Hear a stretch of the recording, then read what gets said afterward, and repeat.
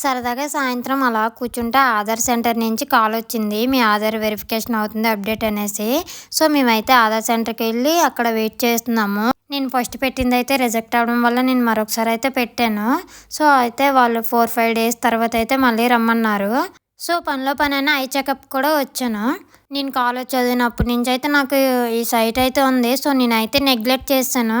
కానీ ఇప్పుడైతే ఇది విపరీతమైన మైగ్రేన్‌కైతే కారణమైపోయింది. అస్సలు తట్టుకోలేకపోతున్నాను.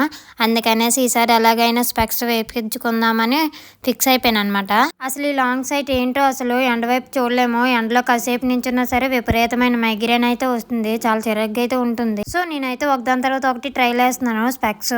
నాకు నచ్చిన మోడల్స్‌లో అయితే నా సైజు లేవు. నేను స్పెక్స్ దగ్గర కూడా కాంప్రమైజ్ అవ్వాల్సి వచ్చింది. సో, నేను అనుకున్న మోడల్ అయితే నాకు సెట్ అవ్వలేదు. వేరే మోడల్‌లో నా స్మాల్ సైజ్ ఉంటే చూసుకున్నాను. వాళ్ళు లెన్సెస్ అయితే సాయంత్రం వేస్తాం అన్నారు. సో, ఈ లోపైతే నేను బాగా ఆకలిగా ఉందనేసి ఇలా చికెన్ ఫ్రైడ్ రైస్ అయితే చెప్పుకున్నాము. నేనేంటో అసలు బయటకు వస్తే నా నోరు అస్సలు ఆపుకోలేను. సో, తినేసి ఇంటికి జంపు. Bye bye.